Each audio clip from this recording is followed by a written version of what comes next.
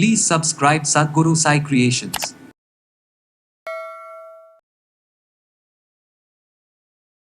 நாம் செய்யக்கூடிய சில தவறுகள் தான் இந்த மாதிரி டைஜஷன் ப்ராப்ளம் வர்றதுக்கு ஒரு முக்கியமான ரீசனாக இருக்குது. இந்த மலச்சிக்கலோட ஆனஸில் மலவாய் பகுதிகளையும் ஒரு எரிச்சலானது இருந்துக்கிட்டே இருக்கும். இதற்கு நம்ம என்ன பண்ணலாம்?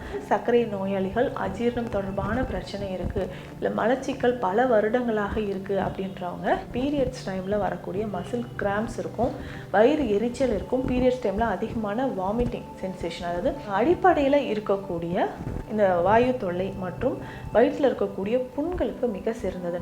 அங்கே மலம் வறண்டு ரொம்ப இறுக்கி போயிருக்கு, காலையில் மோஷன் போகும்போது எனக்கு கான்ஸ்டிபேஷன் ப்ராப்ளம் இருக்குது அப்படின்றவங்க நீண்ட நாளாக இருக்கக்கூடிய வயிறு சம்பந்தப்பட்ட பிரச்சனைகள், வயிற்றுப்பகுதியில் இருக்கக்கூடிய புண்கள், அஜீரணம் சார்ந்த பிரச்சனைகள், இது எல்லாமே குணமாகும்.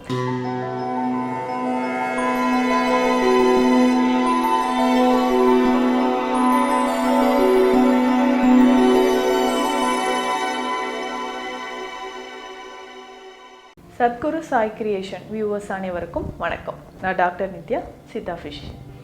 அஜீரணம் இதனால் பாதிக்கப்பட்டவங்க நம்ம நிறைய பேர் இருக்கோம். தினம் பார்த்தோம்னா நம்ம சாப்பிட்டோன்னே எனக்கு டைஜஷனே ஆக மாட்டேங்குது, எதிர்த்து மேலே வருது அப்படின்னு சொல்கிறவங்க நிறைய பேர் இருக்காங்க. இதில் முக்கியமாக பார்த்தோம்னா நாம் செய்யக்கூடிய சில தவறுகள் தான் இந்த மாதிரி டைஜஷன் ப்ராப்ளம் வர்றதுக்கு ஒரு முக்கியமான ரீசனாக இருக்குது. இன்றைக்கி பார்த்தோம்னா இந்த இரிட்டபிள் பவல் சிண்ட்ரோம் நிறைய பேருக்கு இருக்குது. குடல் எரிவு நோய், குடல் அழற்சி நோய் அப்படின்னு நம்ம சொல்கிறோம். குடல் எரிவுனா மோஷன் போகும்போதும் அந்த எரிச்சல் இருந்துக்கிட்டே இருக்கும்.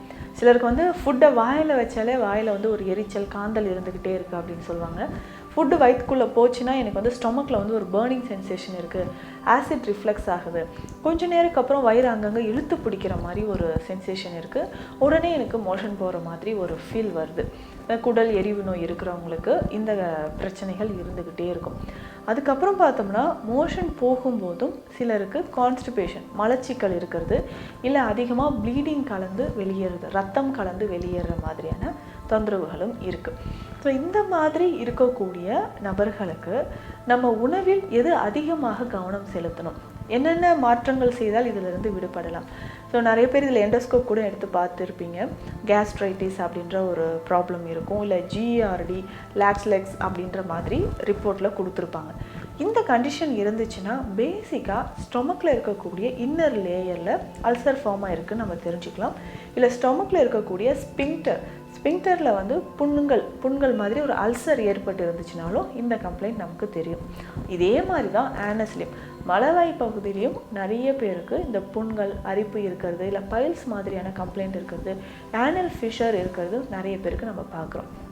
இதுக்கு என்ன காரணம்னா ரெக்டம், நம்மளுடைய பெருங்குடல் பகுதியில் அதிகமாக ப்ரோபயோட்டிக்ஸ் இல்லாமல் இருக்கிறது. நம்ம ஃபுட்டு எடுக்கும்பொழுது ஃபைபர் கண்டென்ட் இருக்கிற ஃபுட்டை சரியாக சாப்பிடாமல் இருந்தோம்னா இந்த மலச்சிக்கலோட ஆனஸில் மலவாய் பகுதிகளையும் ஒரு எரிச்சலானது இருந்துக்கிட்டே இருக்கும். இதற்கு நம்ம என்ன பண்ணலாம்? ஸோ இந்த மாதிரி நமக்கு வாய்ப்பகுதியிலிருந்து ஆசன வாய்ப்பகுதி வரைக்கும் ஏற்படக்கூடிய இந்த பிரச்சனைகள், எரிச்சல், வயிற்றில் இருக்கக்கூடிய புண்கள், ஆசிட் ரிஃப்ளெக்ஸ், அடிக்கடி நம்ம சாப்பிடக்கூடிய உணவில் இருக்கக்கூடிய அந்த உணவை செரிமானம் செய்வதற்கு நமக்கு செக்ரேட் ஆகக்கூடிய இந்த ஆசிட் ரிஃப்ளெக்ஸை எப்படி நம்ம எதிர்கொள்வது? நிறைய பேர் சொல்லுவாங்க, நான் ஃபுட்டு கரெக்டாக தான் சாப்பிட்றேன், ஆனால் அதற்கு ஏற்ற உடல் எடை கிடையாது, சாப்பிட்ட உடனே ஒன்று அல்லது 2 மணி நேரத்துக்குள்ளே நான் மோஷன் போகிற மாதிரியான ஒரு கம்ப்ளைண்ட் இருக்குது அப்படின்னு சொல்லுவாங்க. இந்த கம்ப்ளைண்ட் இருக்கிறவங்களுக்கு என்ன பண்ணலாம்னா ஒரு சிம்பிளான ஒரு ரெமெடி இருக்குது, இதை ஃபாலோ பண்ணுங்கள். இல்லைன்னா இது கூட இன்னும் சில சித்த மருந்துகள் சேர்த்து எடுத்தாலும் நமக்கு நல்ல பலனை கொடுக்குது அப்படின்னு சொல்லலாம். முக்கியமாக அதிமதுரம். இந்த அதிமதுரம் பேர்லேயே இருக்கிற மாதிரி அதிகமான இனிப்பு சுவை இதில் இருக்குது. இந்த அதிமதுர மூலிகையை அல்சர் இருக்கும்போது நம்ம பயன்படுத்தலாம். இந்த அதிமதுரத்தை எப்படி பயன்படுத்தணும்னா அதிமதுரம் பவுடராகவே நமக்கு அவைலபிளாக இருக்கும், இதை வாங்கிக்கணும். இதுக்கு சம அளவு நம்ம சோம்பு லேசாக வறுத்து பொடி பண்ணி எடுத்துக்கணும். ஸோ இது ரெண்டும் சம அளவு இருக்குது இல்லைங்களா? இப்போது இது 100 கிராம், இது 100 கிராம் இருக்கும்பொழுது 50 கிராம் அளவுக்கு நம்ம கற்கண்டு எடுத்துக்கணும். இந்த கற்கண்டையும் நம்ம என்ன பண்ணோம், நல்லா பவுடர் பண்ணி இந்த பவுடரோடு கலந்து வச்சுக்கணும். அதிமதுரம், சோம்பு, கற்கண்டு. இந்த பவுடரை நம்ம என்ன பண்ணுறோம்னா 1 ஸ்பூன் அளவு, கிட்டத்தட்ட 5 கிராம் அளவுக்கு சாதாரணமாக தண்ணீரில் கலந்தே நம்ம குடித்தா போதும். நம்ம உணவு எடுப்பதற்கு 1 மணி நேரம் முன்னாடி இந்த பவுடரை தண்ணீரில் கலந்து நம்ம குடிச்சிக்கிட்டே வரணும். இப்படி தொடர்ந்து நம்ம செய்யும்போது நம்ம வயிற்றில் இருக்கக்கூடிய புண்கள் குணமாகும். அதே மாதிரி GERDன்னு சொல்லுவோம், கேஸ்ட்ரோஇசோஃபேகல் ரிஃப்ளெக்ஸ் டிசீஸ். இந்த கண்டிஷன் இருக்கிறவங்களுக்கு தான் நம்ம சாப்பிட்ட உடனே உணவு மேலே வர மாதிரி இருக்குது, ஆசிட் எதிர்த்து மேலே வர்றது, இந்த கண்டிஷன் எல்லாமே இருக்கும். இந்த ப்ராப்ளம் இருக்கிறவங்களும் இந்த அதிமதுரத்தை நான் சொன்ன மாதிரி சோம்போடு சேர்த்து கல்கண்டு சேர்த்து பயன்படுத்தலாம். சரிங்க, எனக்கு சர்க்கரை நோய் இருக்குது, அப்போ நான் கல்கண்டு சேர்க்கலாமா அப்படின்னா கல்கண்டை அவாய்ட் பண்ணிடலாம். அதுக்கு பதில் சீரகம் சேர்த்துக்கலாம். இப்போது இதை சர்க்கரை நோயாளிகள், அஜீரணம் தொடர்பான பிரச்சனை இருக்குது, இல்லை மலச்சிக்கல் பல வருடங்களாக இருக்குது அப்படின்றவங்க எடுத்துக்கலாம். இதை நம்ம தண்ணீரில் நல்லா கலந்து குடிச்சிக்கிட்டே வந்தோம்னா, சாப்பிட்றதுக்கு உணவு எடுப்பதற்கு 1 மணி நேரம் முன்னாடி இதை தண்ணீரில் நல்லா கலந்து நம்ம சாப்பிட்டுக்கிட்டே வந்தோம்னா வயிறு தொடர்பாக இருக்கக்கூடிய பிரச்சனைகள் குணமாகும். அதே மாதிரி இந்த சீரகம் இருக்குது இல்லைங்களா, இந்த சீரகத்தை எடுத்து கற்றாழை சாறு விட்டு அரைச்சி எடுத்துக்கணும். இல்லை என்னால் டெய்லி இந்த மாதிரி அரைக்க முடியாதுன்றவங்க இந்த சீரகத்தை கற்றாழை சாறு விட்டு நல்லா ஊற வச்சு வெயிலில் உலர்த்தி எடுத்துக்கணும். இதை பவுடர் பண்ணி எடுத்துக்கணும். பவுடர் பண்ணதுக்கப்புறம் இதை ஒரு ஸ்பூன் மோரில் கலந்து நம்ம சாப்பிட்டுக்கிட்டே வந்தோம்னா அதிகமான உஷ்ணம், வயிற்று பகுதியில் இருக்கக்கூடிய எரிச்சல், இது எல்லாமே குணமாகும். இன்னும் நிறைய பேருக்கு பார்த்தோம்னா இந்த பீரியட்ஸ் டைமில் வரக்கூடிய மசில் கிராம்ஸ் இருக்கும், வயிறு எரிச்சல் இருக்கும். பீரியட்ஸ் டைமில் அதிகமான வாமிட்டிங் சென்சேஷன், அதாவது வாந்தி வர மாதிரியான ஒரு உணர்வு இருக்கும். இதற்குமே இந்த சீரகத்தை நம்ம பயன்படுத்தலாம். எப்படின்னா, இந்த கற்றாழை சாறில் ஊற வச்சு எடுத்து நல்லா உலர்த்திட்டு அதை பவுடர் பண்ணிக்கணும்.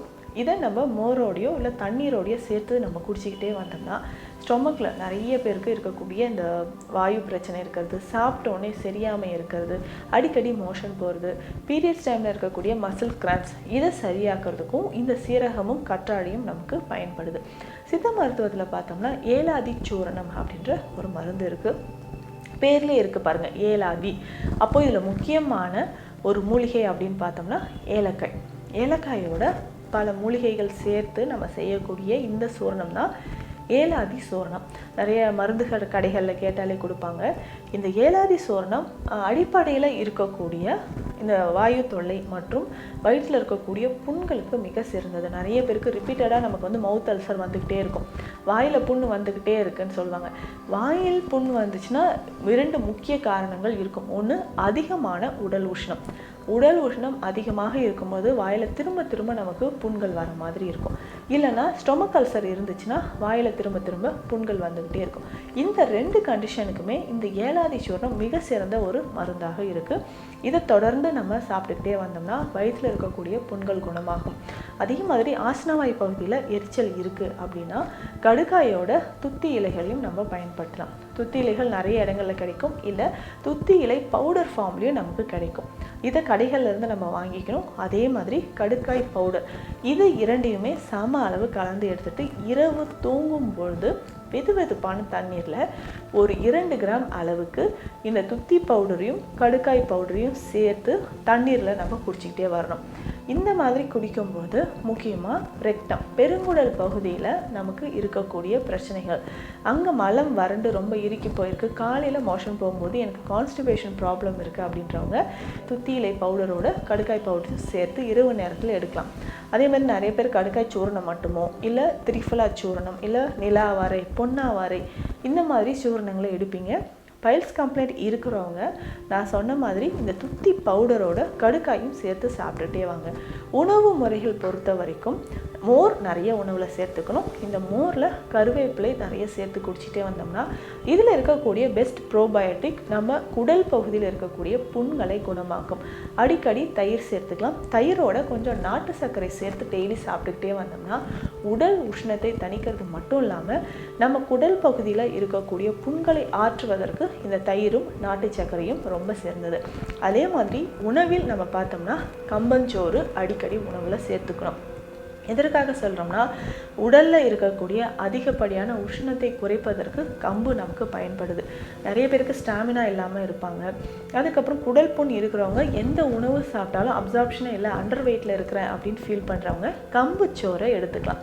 இந்த கம்பு சோறு நம்ம நல்லா செஞ்சுட்டு இதில் கொஞ்சம் தயிர் சேர்த்து நம்ம சாப்பிட்டுக்கிட்டே வந்தோம்னா நம்ம பாடியில், அதாவது உடல் உஷ்ணம் தணிக்கிறது மட்டும் இல்லாமல் குடல் பகுதியில் இருக்கக்கூடிய புண்களும் குணமாகும். நான் சொன்ன மாதிரி இந்த மூலிகைகள் எல்லாமே ஃபாலோ பண்ணிகிட்டே வாங்க.